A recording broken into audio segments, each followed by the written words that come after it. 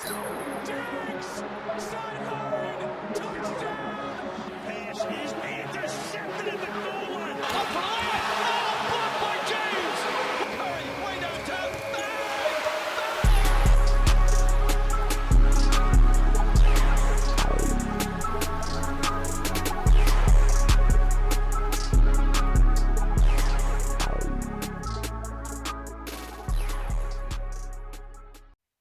And welcome back to the 2020 podcast, where hindsight is 2020 and the takes are 10 out of 10. Welcome back to the second half of our podcast. We couldn't do the first half because issues, a multitude of issues. But if you missed our first episode, we are going over our predictions from the 2025-2026 season we made before the season actually began. Went over the entire NFC. Now we are going to go ahead and switch it over to the AFC. We're going to go over the West, South, North, and East in that order. Drew, before we get started, how you doing? Feeling good. Spring training has started in baseball. As you can see, we're all Giants repped out. My basketball team continues a quest on being the worst in the entire National Football League or National Basketball Association, despite having, let me count them, guaranteed 2 future Hall of Famers on the team, 12 wins. But every time we roll out there, I'm just praying for more losses. So it's a good time to be doing an NFL podcast because there ain't much going on in my sports life right now. Yep. Right after the announcement of a couple of your players, season-ending injuries for surgeries. Yeah. It's not looking too hot. No. Yeah. Dude, we got Domas out. Zach LaVine hurt his pinky out. DeAndre Hunter, we trade for him, and then he gets a finger right into his eyeball. Like Tom Aspinelli, he's out. Yeah. You know what I mean? But you know what? My boy Russ Westbrook, he's still out there chucking like the best of them. So you shout out to Brody. Get it one way or another. Hey, somebody's got to put minutes in on that team. Like, we got the other day, some guy checked into the game and his name was DJ Plowden. And I was like, I never heard of that dude before, but apparently he's on my basketball team now. So yeah, there you go. It's a good day to do an NFL podcast. It's okay. We're still gearing up, off-season mode. You know, it's a great time. It's a great time. Yeah. To be honest with you, I went back through my tweets, my football tweets today, just to see if there was anything crazy to share. And my basketball team's just like my football team because the 49ers are rolling out some dudes. My last tweet I sent was something called a Luke Gifford just got torched for a touchdown. I don't know what a Luke Gifford is, but I don't know. If you got a white dude playing linebacker, I think you got problems. So probably. Yep. We had one of those, Logan Wilson. So look, we're that. Not anymore. Cut. Yep. Save some money. Hey, I guess 7th round pick. Well spent to free up a little bit of cap space, I guess. Hey, you know what? You guys cut Trayvon Diggs, and I think he got 1 snap in the playoffs for the Packers, and he didn't know what the hell he was doing. So turns out giving up the most yards at corner in a season is a little more sustainable than leading the league in interceptions season after season. So yeah. I mean, we have an issue, handing contracts to injury-prone corners right now. So we'll see how far that gets us. Not very far. Hey, don't talk about my boy Duran, bro. Stingers up. Sacktown's finest. All right, let's go ahead and move into our predictions. It's going to be AFC predictions, starting off with the West, where I had probably a bottom 3 prediction for myself. You yelled at me this entire podcast as soon as I said it too. I said Patrick Mahomes is going to end up as first or second place in MVP voting, and he throws for a grand total of 5,000 yards. As we know, Patrick Mahomes did not. 3,587 yards, 22 touchdowns, and 11 interceptions. This one was hopeful, I guess is probably the best way to say it. It's a lot of hoping that he would step up in a team that didn't have a lot of surrounding talent, and he would kind of carry them and will them into a really tough division with the Chargers and the Broncos fighting for a playoff spot. Obviously, that one happened. I just kind of hope that he would will himself there and he would kind of shoot for that MVP once again. And it kind of just goes right into your prediction, which Kansas City misses the playoffs and questions start to pop up surrounding Patrick Mahomes. One of those things is 100% absolutely true. Now, do you think he played poor enough for questions to actually start surrounding his play and what's going on with him moving forward? You know what? I think honestly, this is a dude that is as talented as we think he is. But if you go back to 2018, he throws for 5,000 yards, 50 touchdowns, 12 interceptions, right? We think he's the heir apparent. But 2023, 4,100 yards, 2024, 3,900 yards, 2025, 3,500 yards. 2023, 27 touchdowns. The year after that, 26 touchdowns. The year after that, 22 touchdowns. And also has been consistent. 14 interceptions, 11 interceptions, 11 interceptions. His rating has gone down. Now, I'm not a QB rating guy. Let's not get crazy out there, y'all. But in 2022, he's 105. Then he went to 92. Then he went to 93. Then he went to 89. Completion rating has fallen. Every statistic, meaningful statistic, including games played, has fallen since 2022. Yep.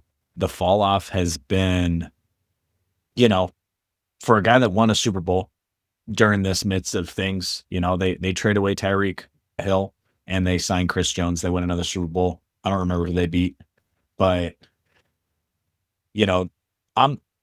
I think 24 out of the NFL teams right now, if they had the option to take Patrick Mahomes next year, would take him.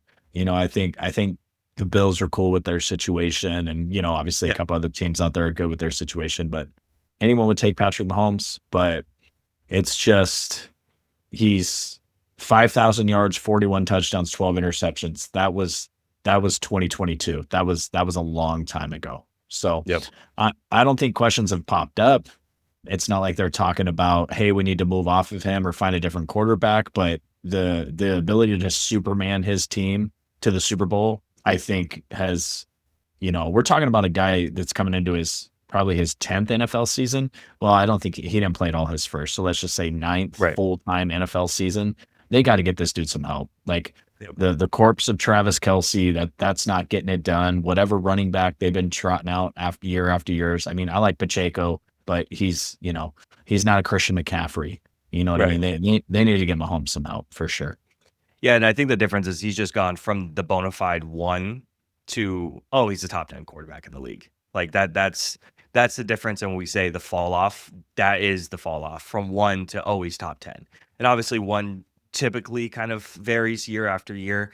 Josh Allen kind of feel like firmly holds that crown for the last 2 years, no matter what is going on in the playoffs, the teams, or yada yada.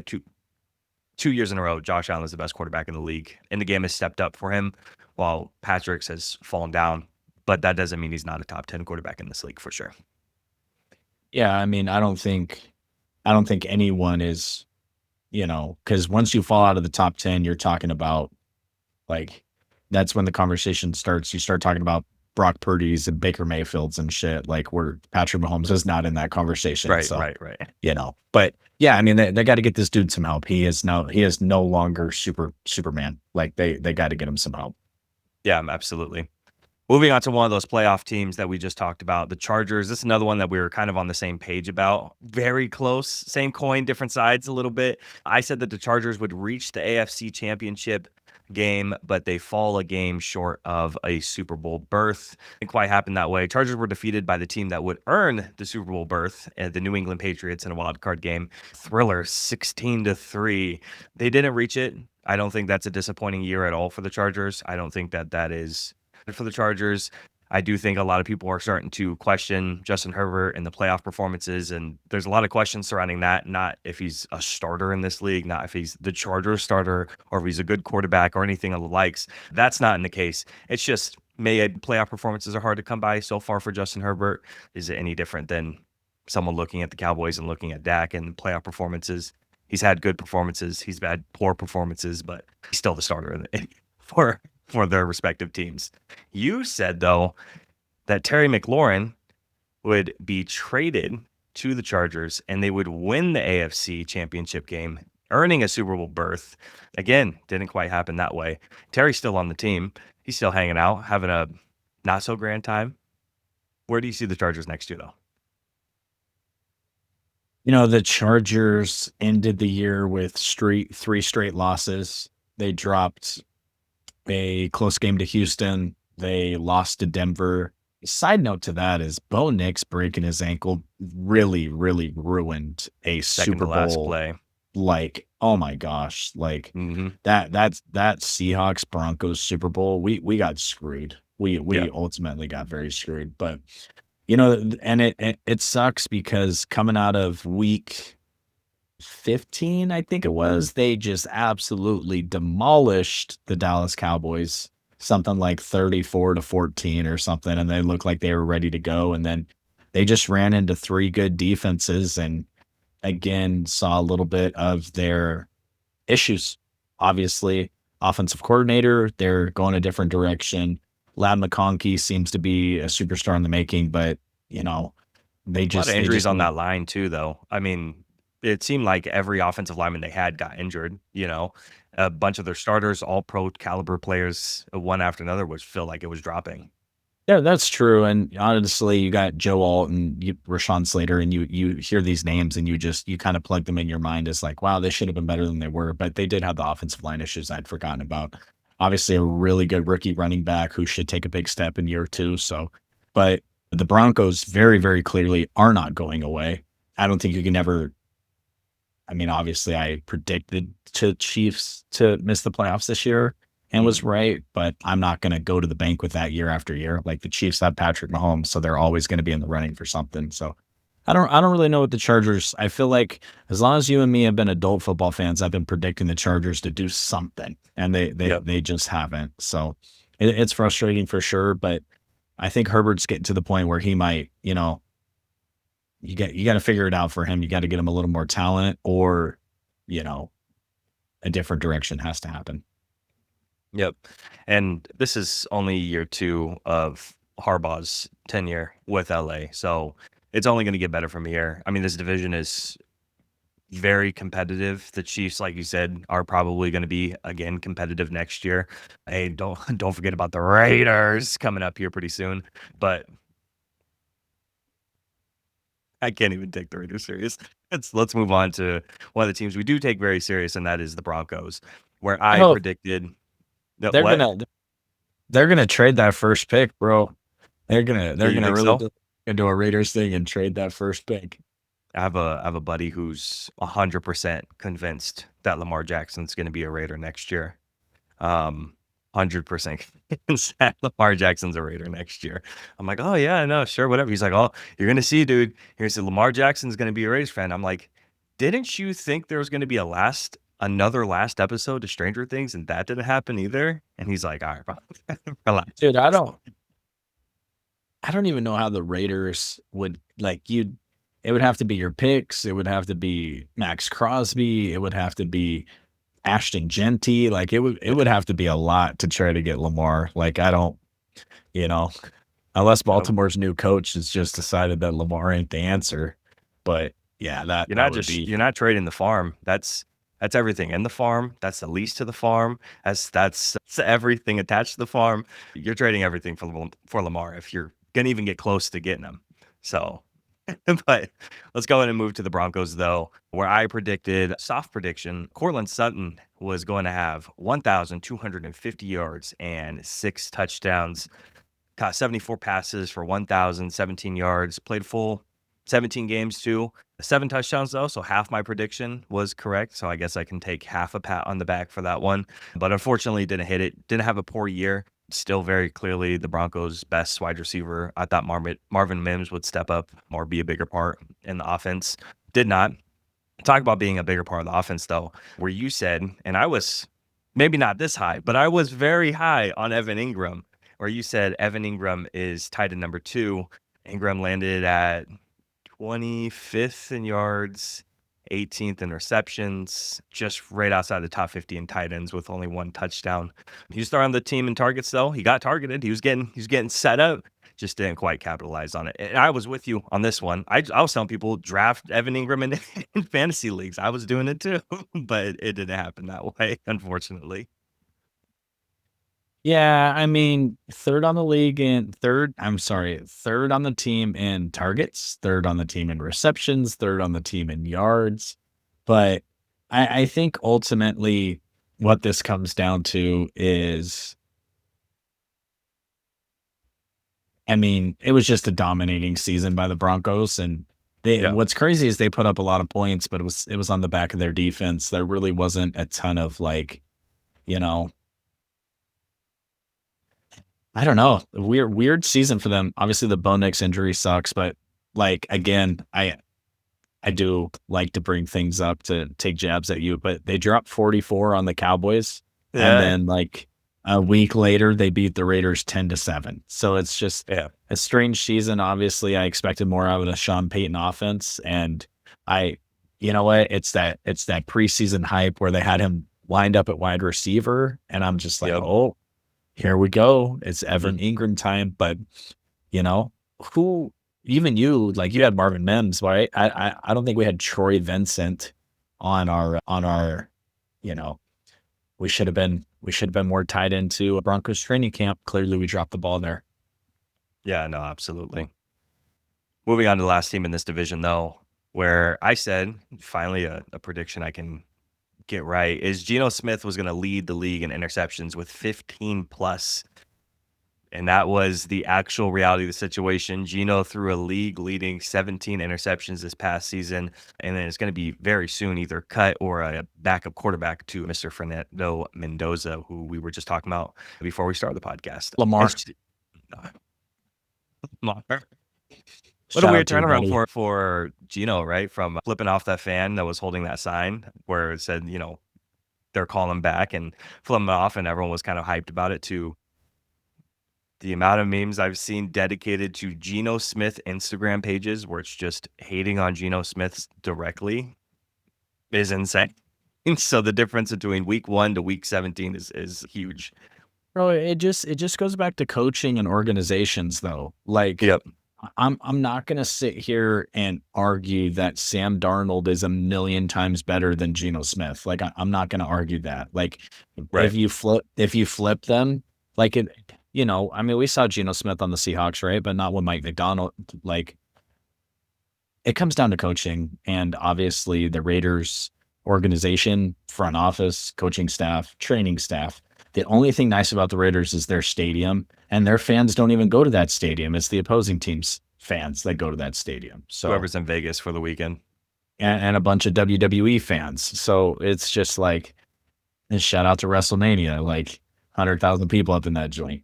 Like I don't know. Geno Smith's been who he is for a really long time, and when you surround him with a team that doesn't have high level coaches and doesn't have a high level organization, this is what you get. Yeah, absolutely. Talking about a guy who 100% will be on the team next year, but did have a little bit of a down rookie year, at least from prediction wise. Ashton Jeanty, you predicted would have 2,000 total yards in his rookie campaign. He had a little over 1,300 scrimmage yards, 975 on the ground. There was only, two people who had 2,000 scrimmage yards this year, Jonathan Taylor and James Cook. Oh, excuse me. Bijan Robinson, Christian McCaffrey, Jonathan Taylor, James Cook just barely missed out. Less than 100 yards missing on that 2,000 scrimmage yards. Got my notes all jumbled. But yeah, just didn't quite get there. Can't really blame that 100% on him. He had a better, I feel like, middle of the season. That beginning of the season was super rough. And that offensive line, and you can't throw the ball. If you can't throw the ball, there's going to be no run game. You got to set it up. It's just going to be rough, right? I mean, I could pull up my text messages to you and your dad right now, and me bitching week after week about the way they Yep. deploy. Like, you know, he's not hanging in there to pass block, and so they just had him running out of the backfield and sitting in the flat, like doing absolutely nothing. And I'm just like, this is the offense. Like you guys have ruined, gosh darn it, the wide receiver. How am I blanking? Devontae. You ruined Devontae Adams. You ran him out of town. Brock Bowers. Does anyone remember Brock Bowers' rookie year? Like, this guy was the heir apparent. This guy was going to be the greatest tight end of all time, and then he did absolutely nothing last year, right? Right. Yeah. The fantasy owners all over know about Brock Bowers season 2. And then for him to get honestly 1,300 yards and a boatload of touchdowns out of this season, I think it was a success for him. But they got a real head coach down there now. They got a real offensive mastermind, and so I'm really excited to see what happens with Mr. Jeanty this year. Yeah, no, absolutely. I mean, we're going to have an entire building a contender series where we're going to be able to talk about free agent signings and who they're going to draft. And the Raiders are part of that. We're taking 10 teams, trying to build them into some sort of contending team for next year. It's going to be all prediction based, obviously. It's a fun part about the offseason. Raiders are definitely part of that list because obviously number 1 pick in the draft, you're a part of the list. So it'll be interesting to see how this team kind of shakes out when we take a look at them. Moving on to the AFC South, where we're going to start with the Texans, where I said that one of our favorite players, Will Anderson, was going to rack up 15-plus sacks and go to a Pro Bowl. He had 12 sacks, one more from the season before. He did earn a Pro Bowl nod and an All-Pro nod, just didn't quite rack up that 15 I thought he would be at. Still is a menace, still is an absolute force on the defense side of the ball. It just didn't quite get there for my prediction, at least, and not a knock on him at all. The next one of our favorite players again, Nick Chubb. He was going to run for 1,000 yards and 10-plus touchdowns. He just didn't get that many carries, unfortunately. He was out-carried by Woody Marks, had 196 carries, and Nick Chubb had 122 carries. So he just didn't get those opportunities. Wasn't quite there with that. Yeah, it might just be, Woody Marks only ended up with 2 rushing touchdowns, though, or 3 rushing touchdowns. I think Nick Chubb ended up with more. Like, it just was not. It was a weird year for the Houston Texans, which is disappointing for my guy, D'Amico Ryans. Always wishing them success. So, obviously, a little bit of a miss here, Nick Chubb, but it's the best season he's had in a couple of years. So, shout out to him. Hopefully, he's able to grow from it, build on it, have a shot at the 1,000 yards. It's 17 games. You only got to rush for like 70 yards a game to get there. So hopefully he has a shot to, his career is probably coming down to the end here. So in the twilight. Yeah, definitely. Yeah. It's unfortunate. Rooting for success, which absolutely. Someone will give him a shot. Someone will let him run. That will be for a super successful team. I'm not so sure. It'd be nice to see him at least get some sort of success before he hangs it up, because he is, like you said, he's probably right there at the tail end for him. Yeah, I mean, and the same team, right? Joe Mixon, like, dude didn't even play this year because of injury, whatever weirdness. So, probably shouldn't be playing. Tough year for those guys. Yeah. With the next one, with the Tennessee Titans, we actually kind of had a combined prediction a little bit. I combined them into one. I said that Cam Ward was going to have 12-plus interceptions, sub 3,000 passing yard season.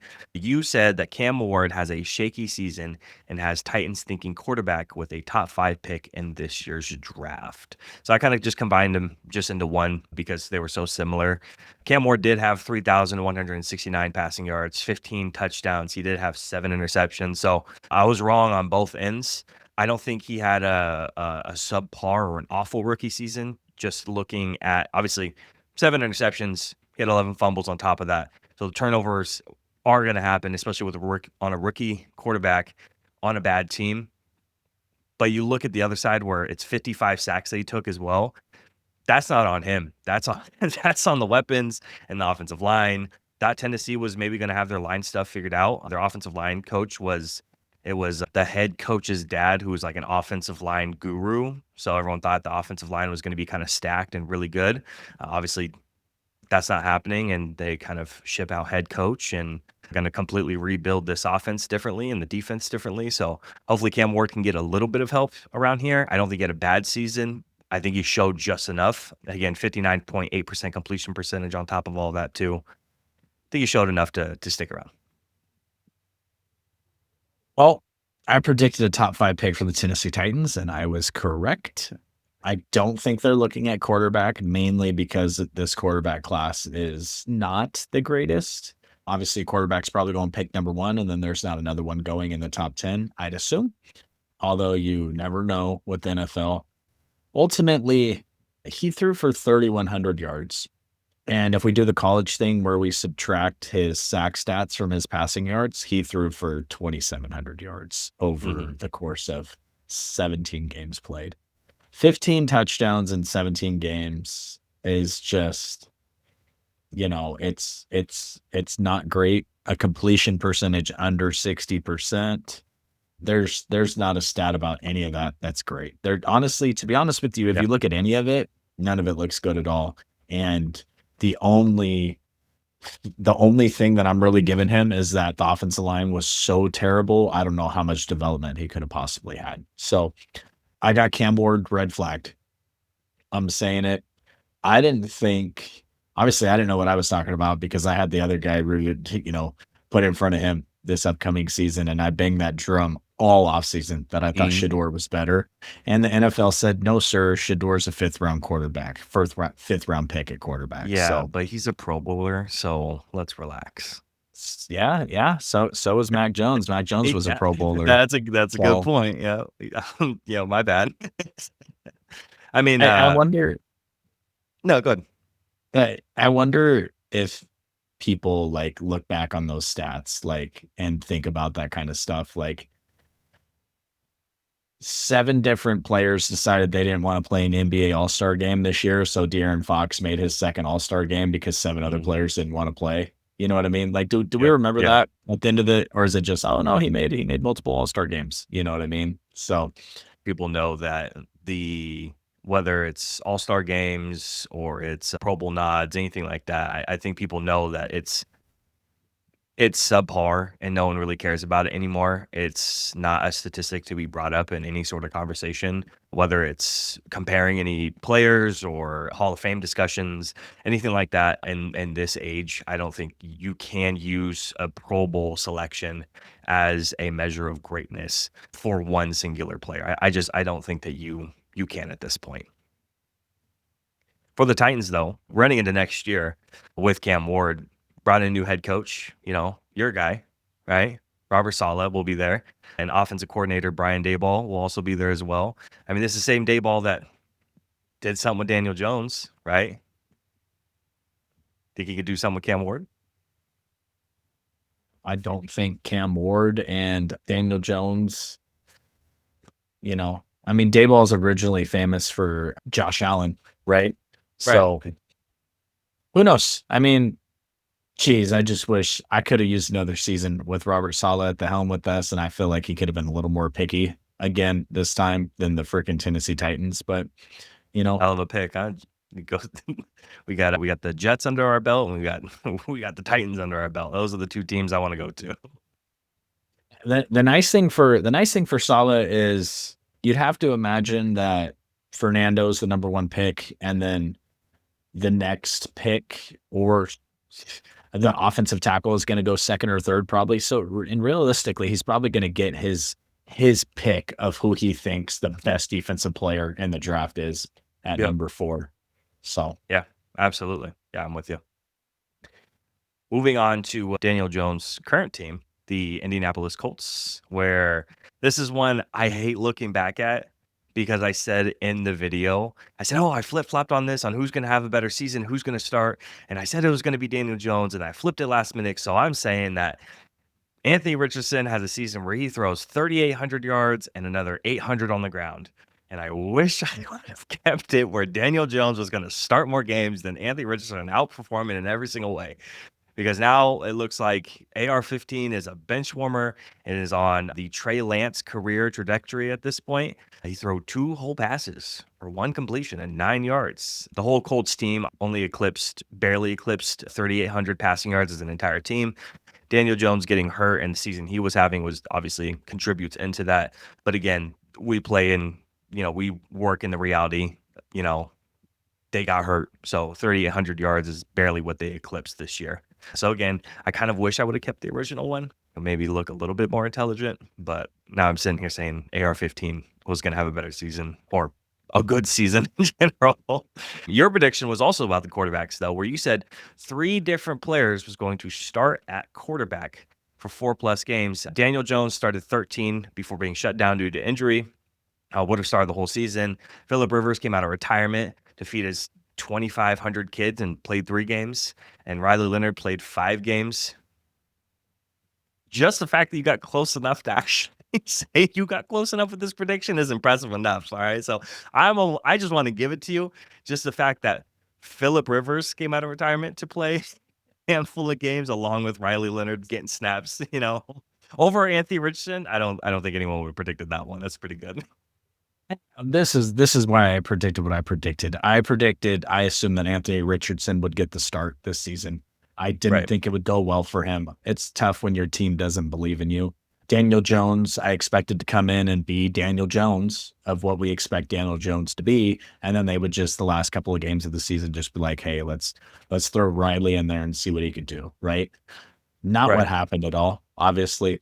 I mean, Daniel Jones, 19 touchdowns, 8 interceptions, 3,100 yards, 68% completion rating, well on his way.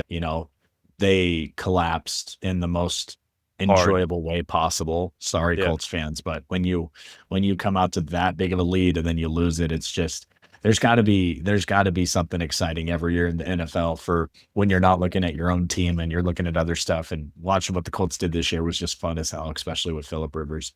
So yeah, I'm gonna give myself a pat on the back for this because ultimately it doesn't matter what I was thinking when I made the prediction. I made the prediction and the prediction damn near came true. So I'm going to take my victory lap and let's just forget about the part where I predicted the MVP to retire. Right. Hey, that's not in this part of the video, but now that you said it, they're going to go back and they're going to look for it. So, which is great. Keep bringing up the old video and you guys go check it out. Moving on to the last team, the Jacksonville Jaguars. Surprising season for them. I said our predictions were about the same player.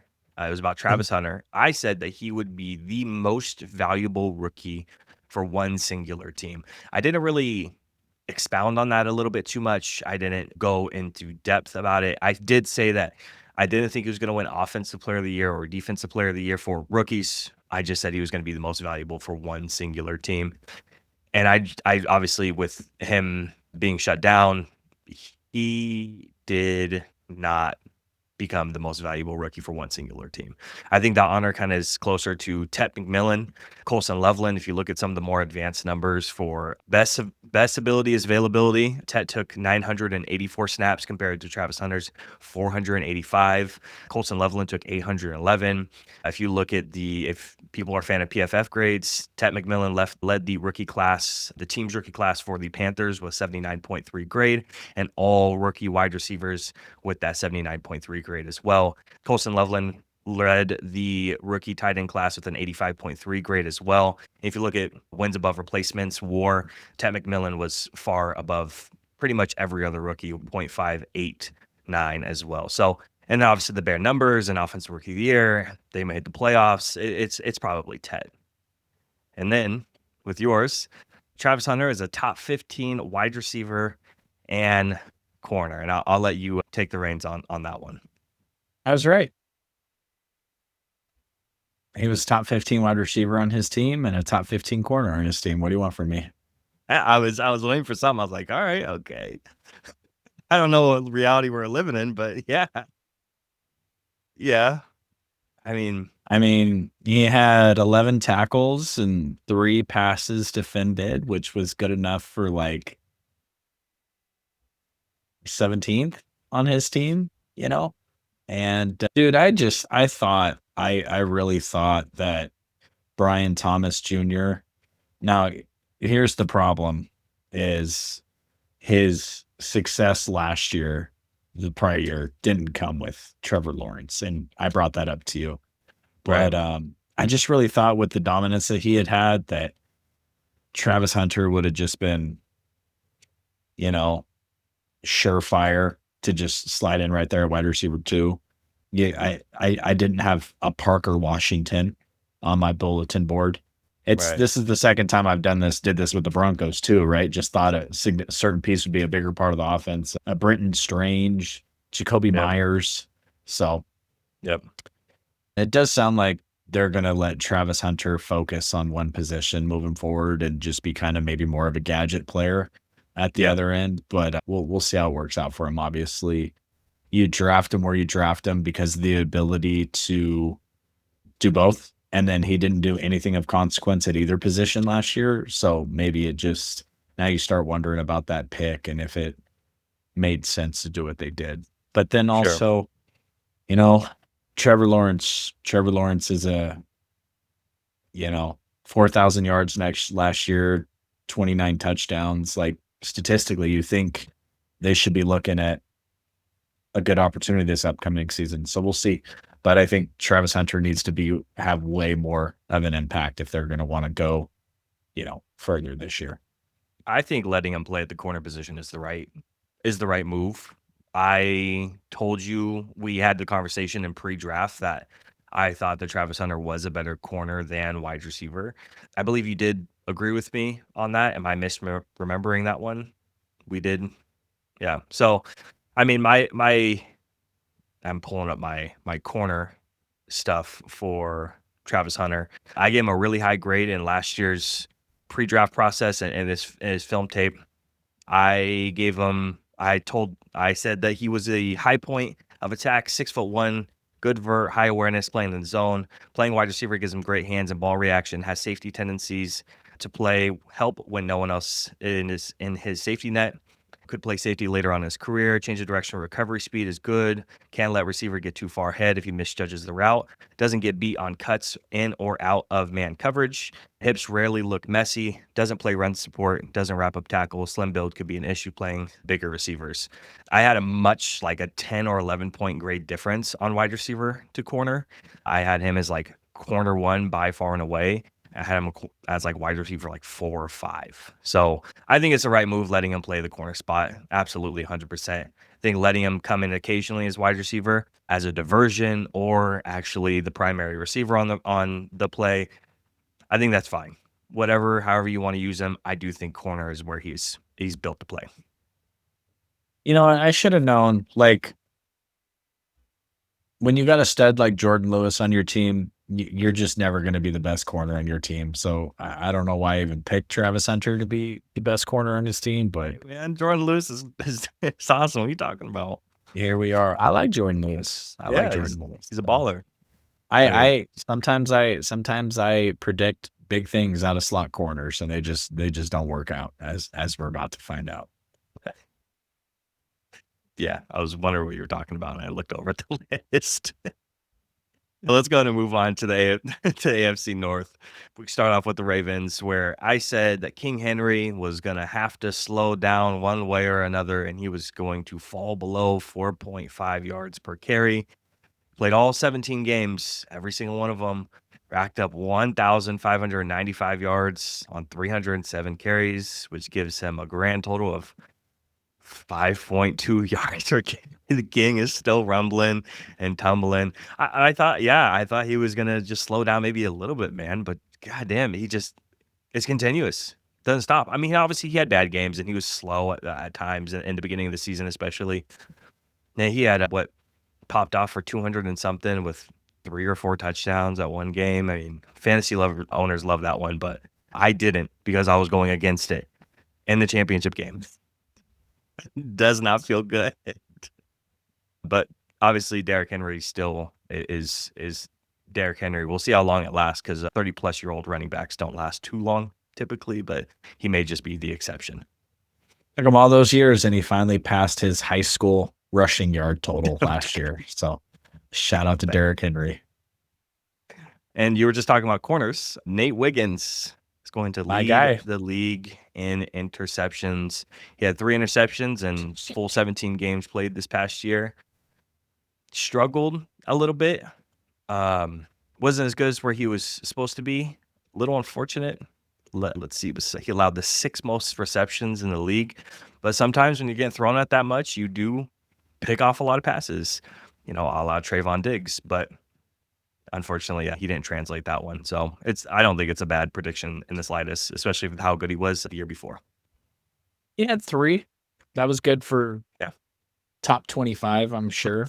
But yeah, not quite not quite number one, unfortunately. Yeah, top 3 spots were Kevin Byard, Devin Lloyd. Yes, linebacker, Devin Lloyd, and J.C. Horn, which is funny because I remember, didn't I text you right before the season started about J.C. Horn? Didn't he get paid this last offseason? I was like, are they really paying J.C. Horn? I'm like, kind of feels a little confusing because he's injury prone. He's like, you pay good corners, man. I'm like, all right, oh, whatever. Comes out at the 3rd in interceptions. So, and he's a baller. So, another one I was wrong about, just in the background. Hey, Moving on to the Bengals. When you're named after a legend, you're guaranteed to be, Joe Horn. Yeah, it's true. I like watching the second, third generation players go out and do their thing. I think that's really cool. Yep. And obviously we have a little brother, Caleb Downs, coming out of Josh Downs, coming out of college right now. Is going to be a top 15 pick. He should be top 5, but that's for another discussion. But yeah, we're going to have those conversations in like 6 or 7 years where it's like, how did this guy not go top 5? And it's the same reason why Kyle Hamilton didn't go top 15. Yeah, no, went 14. Where'd Kyle Hamilton go? 14, yeah. 14, yep. In a weak quarterback class, the Kenny Pickett quarterback class, still went 14th. Yeah, but that's the Trayvon Walker, Aiden Hutchinson, where Trayvon Walker has all these crazy numbers in athletics, and then he gets picked first, and Aiden goes 2, when he was a consensus 1 the entire year. So it just shows you what combine and the I'm blanking on the other one, the team one. Well, it's also pro day. It's the franchises. Look at the franchise that took him at number 1. Yep. And it's clearly like, okay, well, you guys are a laughing stock, and that's why you did that. I can remember where I was at. I think I can remember sitting on my couch when the Raiders took Darius Hayward-Bay instead of Michael Crabtree. And obviously, I mean, Michael Crabtree didn't end up being what we thought he was going to be, but Darius Hayward-Bay didn't either. So here we are. Moving on to the Cincinnati Bengals, where I said Trey Hendrickson was going to have fewer than 8 sacks on the back of his ongoing contract disputes, having a poor season. I was very heavy on, I'm not going to say guys are going to be injured because they're holding out. I'm just going to say that they're going to have a bad season. And he only played 7 games, recorded 4 sacks, still on the team.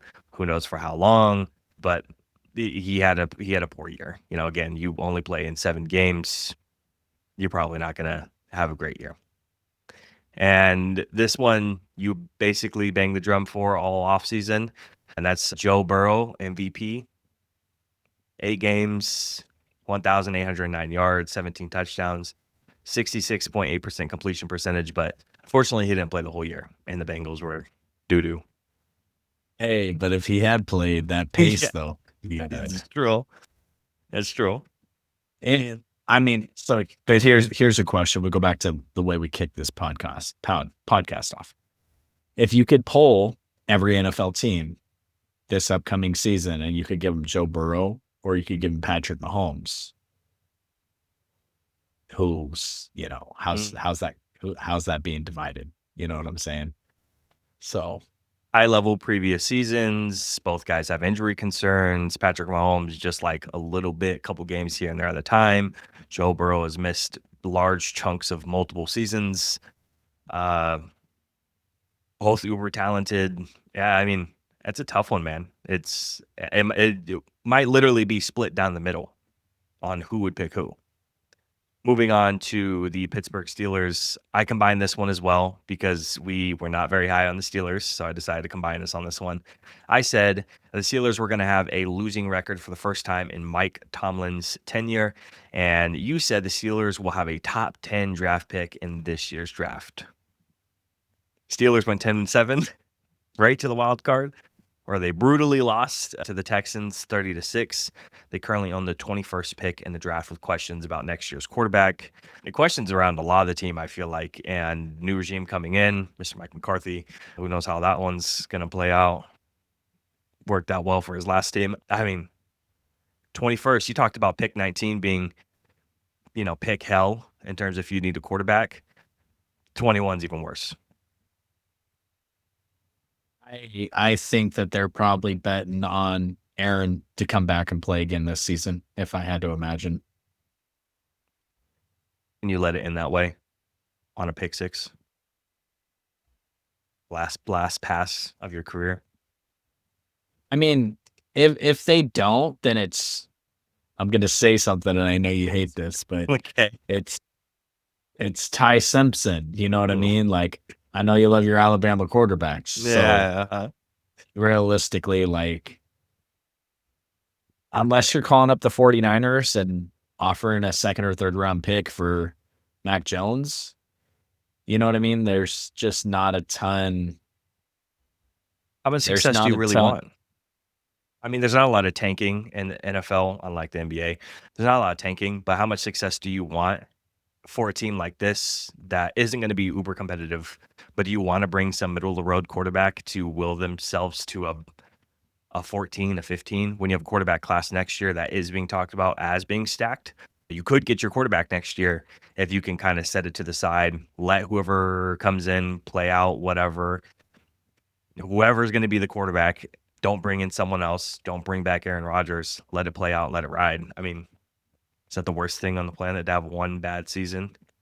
No, but it sounds great from two dudes that are podcasting from their spare bedrooms, but this is a very, very proud franchise. This is a very, very proud ownership group. And I don't know if they have the appetite to go. Because here's the thing is, yeah, the quarterback class is loaded, but supposedly, right? But Way you too got to be early. really, really bad. Like you got to be like 2, 3, 4 wins bad, because there'll be other teams that are 2, 3, 4 wins bad. Right. So, and do you want, if you're 7th or 8th pick bad, you want the 3rd best quarterback, the 4th best quarterback out there? You know what I mean? Like, saw it a couple of years ago. Now, obviously, this was coming off of COVID, and all these guys didn't get to play and scout it or whatever. But Trevor Lawrence goes, and then Zach Wilson goes, and then Trey Lance goes, and then Mac Jones and Justin Fields, and like, do you really just want to be? Do you want to be the 4th or 5th quarterback taken if you're the Steelers? Again, I don't know if that ownership group has the appetite for that terrible of a season. And then you're not even guaranteed, because there's teams like the Titans that exist. There's teams like the Raiders that exist. There's just always those teams. The Cardinals. If they move, yeah, exactly. If they move off of what they're doing, what are the Jets doing? You know what I mean? Like all those. I know everybody, especially I live here in Utah, everybody loves Jackson Dart, right? But what are the Giants doing? Like, you know, what we're going to talk about this team next, but my prediction for this next team might be their starting quarterback next year. So, Right. I mean, like that's a lot of shitty teams for the Steelers to just say, you know what, we're going to have one bad year and get ourselves a franchise quarterback and move on. So I don't know what they do. It's a proud ownership, proud franchise. So. But how long are you going to go through the quarterback carousel, right? I mean, Russell Wilson, Aaron Rodgers, then all the backups who have just come in, barely played anything, Mason Rudolph. I mean, they haven't been like a championship contender since maybe like the last 3 or 4 years of Ben Roethlisberger's career. So I get it. But then at that point, you have a strong offensive line. You have Antonio Brown. You have Le'Veon Bell. You have all these guys who are coming in, and they are pieces that are incredibly impressive. That's a lot of CTE. And DK Metcalf is Antonio Brown for more than one reason. So it's kind of I know it's hard to justify it, but I mean this could be the team that this is the team that brings in Daniel Jones to sign a bigger contract. Like this could be that team. Who's going to take the bank and who's going to take the risk. This could be the team that does it because they've done it 2 years in a row now. So another one comes in. Is DK Metcalf going to sit there and let you go 2 for 15 without throwing a freaking fit? You know what I mean? That just he may. That's where I'm at. That's just part of his personality, though. So you just kind of let it ride. So. Moving on to the last team in the division, the Cleveland Browns, where I said that Myles Garrett was going to have a career high in sacks with 19 plus. He surpassed the 19 plus, won Defensive Player of the Year, and a record-breaking 23 sacks. Yes, he does have the record. No, I don't care about the extra games because he did it on less snaps, less pass rush snaps than anybody else. It's not even close. Myles Garrett owns the record. I do not care. So, yeah, like I said, this is one that is a win for me. I'm glad to at least have a couple under my belt. I usually don't get too many wins during the offseason and predictions and whatnot. So this is nice to have one at least right here. You said, oh, good. I've given up on the comparing the eras thing, comparing the games. Like I have been a long time. Ooh, hopefully nobody watches this part. I've been a long time LeBron James guy. Long time LeBron James guy. And talking about like Michael Jordan played against plumbers and electricians, right? No offense. But I'm done with that. Like LeBron's great, Michael was great. I don't care that Myles Garrett did it in more games and less snaps. You want to know why? Because the freaking offensive linemen that Lawrence Taylor was going against were not Trent Williams. Okay. Right. These were refrigerator 350-pound white dudes that ran 5.4 40s, right? Like, congratulations. Like, I'm done comparing the eras. Like, the eras were like the NFL of the prior years of yesteryear were way more violent than they are now. The wide receivers are way faster and way more explosive than they ever were back then. Right. I saw this big old long 3-minute rant the other day about how Jerry Rice wouldn't even been drafted in today's day and age because he was slow. And there's, linemen and tight end that run faster 40s than Jerry Rice. And yeah, the dude's an idiot, but I'm not sitting here comparing eras. Like the dudes accomplished what they did against the talent that was put in front of them. Right. You play the games on your schedule. If the schedule's weak and you win, so be it. You won. Right. Like who cares that? Yeah. Right. Who cares? Break an ankle, Bo Nix. Like, who cares that it was more games and less snaps and all that stuff? It is still remarkable. Myles Garrett is one of the best NFL defenders of all time. Mm-hmm. That is solidified. And it's not even solidified because he got the record, right? When you bring up franchise cornerstone players that you would start your franchise with, you're talking names like Chris Jones and Myles Garrett and those guys right there. And shout out to you for making a super easy prediction that Myles Garrett was going to have a good year. Obviously, you're right. And we move on. Man, you career high. Come on. It's always something. No, yeah, and we gotta have the discussion. I'm gonna cut you off. Nope, no more. I'm gonna cut you off too. And we gotta have the discussion where Myles Garrett is what? Well, top 2, top 3, number 1 overall picks of all time. I mean, how many guys really live up to the number 1 overall pick, Bill? Not a lot. I mean, he's the best in recent memory. He's the best since he was drafted. I mean, even 10 years before that? Not a lot of guys who live up to that. So, Myles Garrett. Well, what's crazy is how many guys got drafted number 1, and then the guy that got drafted number 2 ended up being a perennial. And that's probably a quarterback thing, right? Like Cardinals take Kyler Murray and the 49ers take Nick Bosa, right? Like it's probably a quarterback thing because nobody like Nick Bosa was the best player in that draft, but you got to take the quarterback. So I get that. But man, teams sure miss on the first round. Matter of fact, this season will be the first time in 4 years that the number 1 overall pick, assuming it's Fernando, doesn't get his head coach fired his rookie year. It's happened 4 times in a row where the quarterback that was selected number 1 got his head coach fired that same year.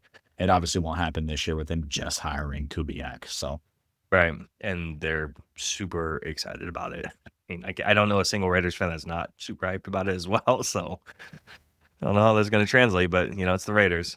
You got to find something to be excited about if you're a Raiders fan. Yeah, well, I'm a Cowboys fan, so I got to find something too. It's okay. Hey, I'm scouting for NBA players in person. That's how excited I am that my team sucks. Like I'm gonna go see a BYU game to see that dude in person because hey, that might be a future player that we ruin for 4 years when we draft him next year. So, right. Honestly, the NBA should like give the Kings like some extra salary cap money or something because of the fact that they passed on players like Steph Curry and Giannis and Kawhi and Dame Lillard because if we had drafted them, they would be Nick Stauskas and wouldn't have done anything because we just ruin players. So they should thank us for that because these guys become franchise superstars because we don't take them. That's like the Raiders.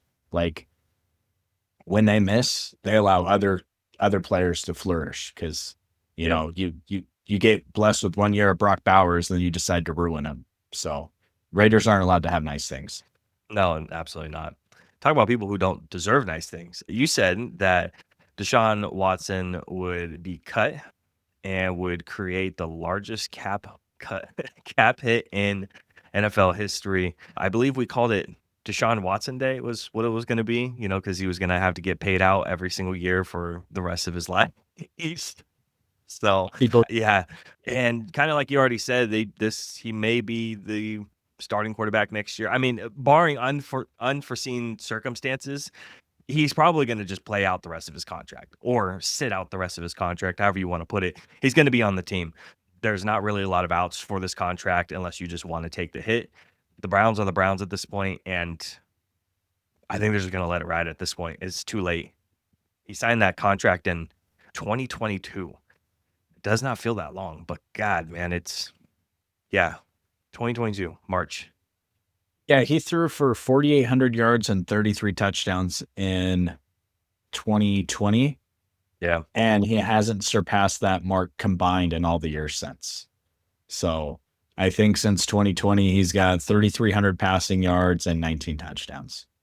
So, which is like a Cam Ward season combined. But I don't think Dylan Gabriel is an NFL starting quarterback. And obviously the Browns don't have the belief in Shador. And so if they come into camp and he's been out for quite some time, so he's going to be healthy in terms of being able to go through a full training camp. And I don't if he's even close to decent, the Browns let's just say the Browns went 10-7 this year and Deshaun went for 4,000 yards and 27 touchdowns. You save a lot of face. If you can pull that off, I don't think they can. I don't think Deshaun's that guy, obviously, but who knows? Yeah, I mean, especially talking about in a division where the Steelers are unsure and the Bengals with the health of Joe Burrow. If he could stay healthy, obviously that's a potential playoff team. But the defense and the offensive line have been so bad year after year that he's been trying to will them, not this last year, but the year before. I mean, he was quite literally so close to making the playoffs and willing that team to a playoff spot, but couldn't quite do it because of how poor it was. So the questions on two of the teams there, and then Ravens with questions just because you have new regime in at this point, not questions with a lot of the roster or the players, the Lamar Jackson, none of that. It's the coaching coming in. So there's a lot of questions around this entire division, and it's not quite wide open, but there is opportunity for people to step up and have an explosive year, a Jacksonville Jaguars type year coming out, and then all of a sudden having a fantastic year. What were they, third in the conference? So, I mean, you got Jedkins at running back, right? You got Harold Fannin Jr., you got Jerry Jeudy. I think David Njoku is a free agent. I don't think he plans on being back. I think he put that out on social media the other day that he would be back. But yeah, and Fannin was that Fannin out snapping him by the end of the year? I mean, I had him on the fantasy team, and he was playing well. So I think Fannin I think Fannin saw over 100 targets and Njoku didn't even see 50. Yeah. So, and then you got a top 6 pick and maybe Carnell Tate falls to them at wide receiver, or they pick a stud at offensive tackle. It kind of shapes up for a way to see Deshaun to be. I'm not saying he's going to come out and be good, but for him to be their starter next year, which would be just crazy business. But, after you take 2 rookies the year prior. Yep. Moving on to the AFC East, it is the last division that we are going to be going over for all of our predictions. 4 more left. Starting off with the Buffalo Bills. You and I had the same player. A little bit different of predictions, both of them correct. I said that James Cook was going to have 1,300 rushing yards. You said James Cook was going to have 1,400 rushing yards. He surpassed both of those, and he led the league in rushing with 1,621, 5.2 yards per carry, 12 touchdowns, another 33 catches for 291 yards, and 2 more touchdowns on top of that. He was less than 100 yards away from 2,000 scrimmage yards. Like I said, only 2 players actually reached that mark, CMC and Bijan Robinson. So he's right there along with Jonathan Taylor on hitting that 2,000. So James Cook with a fantastic season. You and I thought he'd be a big piece. Didn't think he was going to lead the league in rushing, though. I wasn't going to give it to him. James Cook is the reason why he's one of the reasons he's a prime example of why this podcast exists. Right? Because I have been on James Cook for quite some time. And boy, howdy, do I wish I had your responses when bringing up James Cook 2 or 3 years ago. Because spoiler alert, my boy Jacob here was not a believer. And yeah, not 2 years ago, definitely not. This is why this podcast exists, because we can get what we say out into the public. We can get it on the record. That way we can hold each other accountable for it years later. Very, very excited for Christian Watson, Offensive Player of the Year 2028 campaign to come down, because, ultimately anytime me and him disagree on a player, it is a very polarizing topic. I got one text message. I searched James Cook in our text messages. Came up. This was 2025. So this was January 2025. So over a year ago. He said, has there been a player more important to his team's improvement year over year than James Cook this year? And then I said to you, yeah, no, there has to be someone else. I think that wraps it up. Exactly what you're talking about. It's just that. Bro, the thing is when we love a player, when we love a player together, you and me, we're all over Jared Verse, day one. Yep. Day one, we were all over Jared Verse. And, obviously it's easy. Oh, yeah, we liked Will Anderson Jr. Yeah. Duh. Right.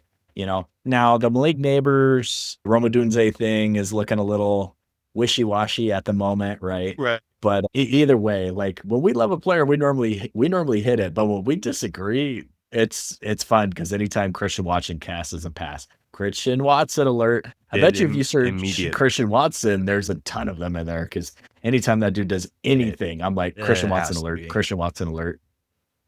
So, and the one player that we're both kind of waiting on, he's having good years. He had 8.5 sacks this last year, is Leatu Latu. It's that was our guy. We texted a couple times during the year, Leatu Latu alert. He had 3 picks. Man. So it's another one of those guys that we are definitely all over. That's why the draft process and all this stuff has been so fun. You said November 16th this past year, I'm away from the TV. Can someone tell me how many touchdowns Christian Watson has today? I'm pretty sure I had quite a few that once.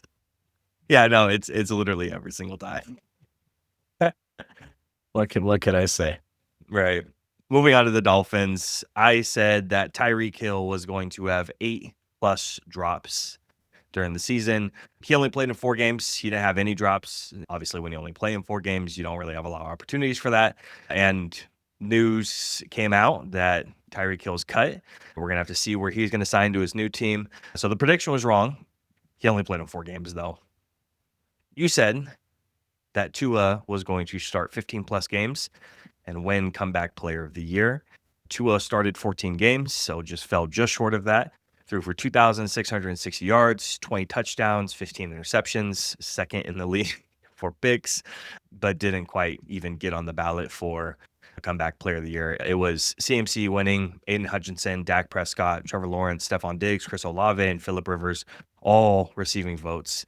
It's a story that we obviously were both kind of hoping for with the injury stuff that's happened with Tua. Didn't click this last year. Yep. Head coach is out.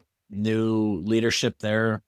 I don't have his cap casualty stuff in front of me at the moment, but I can't imagine that he's altogether safe in his role on that team right now. So maybe the Dolphins should trade him to the Steelers. And that way the Steelers can continue on in mediocrity and being the wild card team and never getting a high enough pick to rebuild, and the Dolphins can start over. Clip that. Yeah. Now that I said that out loud, clip that. I gotcha. I really what's funny is I have another buddy back home in Sacramento that we talk about things a lot. And he is a San Diego / Los Angeles Chargers fan, and he was furious with Justin Herbert because he was a Tua guy. And it's just kind of funny to look back on those things. He was also a super big believer of Domantas Sabonis and the $50 million a year that the Kings are paying him. And now the Kings can't. Oh trade yeah, I him know. for Yeah, I a remember this guy. bag of peanuts. Yeah. So yeah, I know I've screenshotted texts between me and him to you before and been like, hey, am I being crazy right now? Like, am I just missing this completely? So yeah, I mean, 2 6 seasons in Miami might be, I think, one playoff game might be time for a fresh start for Tua. I agree. I mean, it's one of those guys, especially with the story and the injury stuff that's happened to him. I think this is, at this point, we want the success. Everyone wants the success for Tua. It's not going to happen with Miami at this point. I'm 100% with you on this. He is at this year would put him at a $99 million dead cap. But there is an out coming up here pretty soon, which would leave him at $34.8 million in dead cap. So there is an out after next year. So he may ride the bench. And then, yeah, it's 34.8 next year. So it's very possible that he may stick around. It'd be kind of hard with that $99 million cap hit, especially when Dolphins cap situation isn't the best. I mean, it's not the best at the end of the day. You turn it over to my guy Quinn Ewers and let him go. I don't think it's going to be Zach Wilson. That's for sure. Why not? We were just talking about it, dude. Hey, bro, I'll always root for the BYU guys, but Zach Wilson got famous off of one weird throw at the combine and made his way to the NFL off of that. So, moving on to the Patriots, where I said Drake Maye would throw for 4,000 yards and 10 plus interceptions. Yours was also about Drake Maye, just other side of the coin for that one. He did throw for 4,394 yards, 31 touchdowns, but he didn't have 10 picks. I thought he would have a little bit more mistakes in his second year. Also came in second for MVP voting behind Matthew Stafford. We talked a little bit about that in our NFC video, so go ahead and check that one out. They had a fantastic season. One of those guys I bang the drum for, while you bang the drum for Jane Daniels a little bit harder. And, interesting to see how wrong I was last year and then where we're at now. And next year we're going to see, because it's both those guys are uber talented. Yeah, I mean, those guys are uber talented. So it's going to be exciting to see where both those teams are at next year. You said Drake Maye forces the ball to Stephon Diggs, causing turnovers and tension in the locker room. Diggs is out by midseason. He stayed the entire Patriots Super Bowl run. Who knows how long he's really going to be there. What an awful offseason so far for this guy. I mean, you lose a Super Bowl, you lose your baby mama. I mean, you're kind of ticking the boxes, going down the list. So we'll see where Diggs kind of ends up. But I'm not sure if he's going to be sticking around with the Patriots. Yeah, I mean, 1,000-yard season, 4 touchdowns, 100 targets. But if he doesn't stick around, they got to figure out a way to replace the production, because after that, I think it's Hunter Henry, and that's kind of it out there. Unless my guy can't really be my guy if I can't remember his name. Wide receiver. Moving on. Nice. Moving on to the last team that we have, New York Jets. Probably one of the most interesting teams that we're going to talk about in the offseason, at least. I said Quinnen Williams. Funny enough, we're talking about the Jets. Quinnen Williams is going to get 10 plus sacks and is going to be in the Defensive Player of the Year conversation. Recorded 2.5. Did get a second team All-Pro nod. No Defensive Player of the Year conversation, and he's not on the Jets. I didn't think that one was going to happen, obviously. That's on the back of the Micah Parsons trade, and we used one of those picks to turn around and get Quinnen. So, yeah, I mean, not super disappointing. Obviously, for me, I like Quinnen Williams, and I'm excited about that. But onto yours, said the Jets were going to draft a Mr. Arch Manning. So that one's not even out yet, but Arch is going back to school, so that one's not even possible. And he should, because he had a terrible season. So yep, absolutely. Yeah, we're going to talk who's about starting at quarterback for the Jets this year? Tyrod Taylor? I don't know, man. I mean, It's a we talked about you talked about the pride of the Steelers and a certain level of expectation for an organization to have a certain level of success. The Jets are not used to a certain level of success. They're used to a certain level of despair. So if they just went out and won 2 games their entire year, wouldn't it be super surprising? I don't think it really matters who plays quarterback for them next year, to be honest. I like their line. Their offensive line's coming together pretty well. I don't know if I like very much else about their team, you know? You still have a Breece Hall. You still have a Garrett Wilson. Yeah, but My guy, yeah. John Mechie, right? They True. got Yeah, that's a good point. AD Mitchell out there now. So, yeah, there's not much to get excited for if you're the Jets. And it always sucks when you have like a high draft pick and honestly, this might be a good like trade out spot because Yeah, like sure. are you going to take an offensive tackle? Like I looked at a mock draft today and they had him taking a linebacker at number 2. And I just, Yeah. linebacker at number 2, that Yeah, is 'cause super rich. You can't take any offensive lineman because of the line they have now. I mean, their line Yeah. is young, it's talented, it's ready to go. It's good enough to have someone plug and play. There's just no one to plug and play right now. I mean, this is another one of those teams we talked about, the Steelers, that could hand a contract out to a guy like Daniel Jones, right? 1 year or half a year of success is going to earn the guy some sort of payday. Now, is it going to be with the Colts? I'm not sure. They have options at the very least, while other teams like the Steelers and the Jets, they have less options than I think the Colts do, with a less talented roster for both of them. Well, it's just like, are you going to take corner at number 2? Like you just traded Sauce. Like what's the Yep. point of that? Right. Yeah, Like we're back in it at that point. It's pointless. Like at this point, if you're going to stay at number 2 and not trade out, which I think you should trade out, like just take the wide receiver, take Carnell because you're always going to need a wide receiver, or just take Caleb. Like, you know, he's the best player in the draft. Like, just take him. Like, who cares at that point? Because you have so many holes. You know, you can't take a safety at number 2. You shouldn't take a linebacker at number 2. And if you can't take a linebacker or safety at number 2, you're going to take a wide receiver that you could get at number 8. You're going to take an offensive tackle or offensive lineman, even though you don't need them.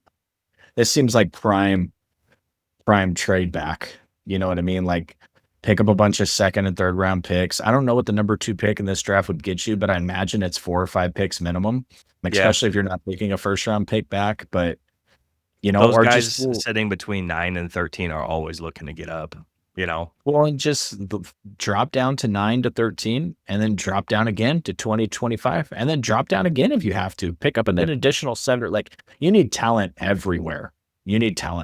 So get as many picks as you can out of it, because chances are you're going to be terrible this year anyway, and you'll be back in the top 5 anyway. So no it's not matter like who you draft. Like, there's not a player at number 2 for the Jets that changes anything. So if you can add a ton of talent in the second, third, and fourth rounds, like, do that.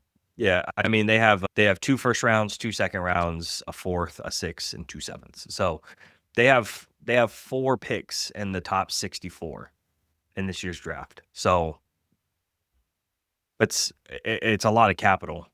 And if you trade back even more, I mean, you're talking about what, another first next year for next year's draft?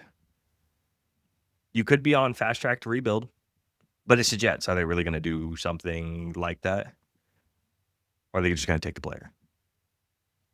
I mean, I don't know. It's New York, so you have the fan base to deal with, but I just, like, you know, you got a top 15. Where'd the Colts finish outside the playoffs? Top 16 pick you got from them for Sauce, right? So I guess you can take the corner, the wide receiver, or whatever there if you want. So, like, why not just swing at number 2 if you're going to do it? Why not take Caleb? But I would just trade back.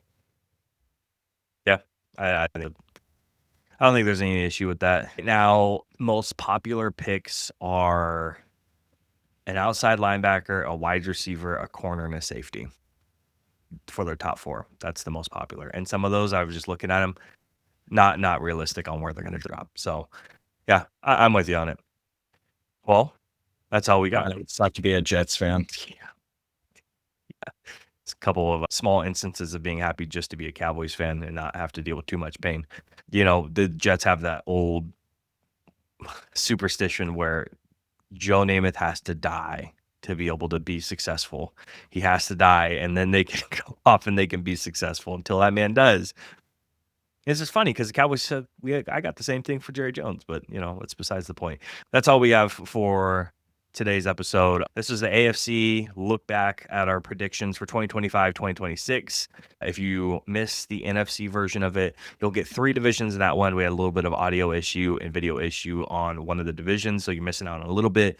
But make sure to check it out, full episode, or if you're looking for a specific team or a specific division, those are all cut up as well. We appreciate you guys supporting us. We have a lot of content coming on the way very, very, very shortly. Free agency is around the corner. We're in full draft mode, already texting back and forth about guys we're looking at and film we're watching. And so we're neck deep in that sort of stuff. So next couple of weeks is going to be really exciting. Can I leave us with one thing? And you can clip this and put it wherever you think it's, makes the most sense. But, we are 2 cousins that we want to get our takes on the air. I don't really think we're ever going to make it famous or whatever, but Right. we like to talk about the stuff, and Keeps us. we critique, we debate routes, drops, contracts, production. It's all part of the fun. And really what we talk about on this podcast is fun. It's not personal. And behind every stat line posted in the NFL is a person.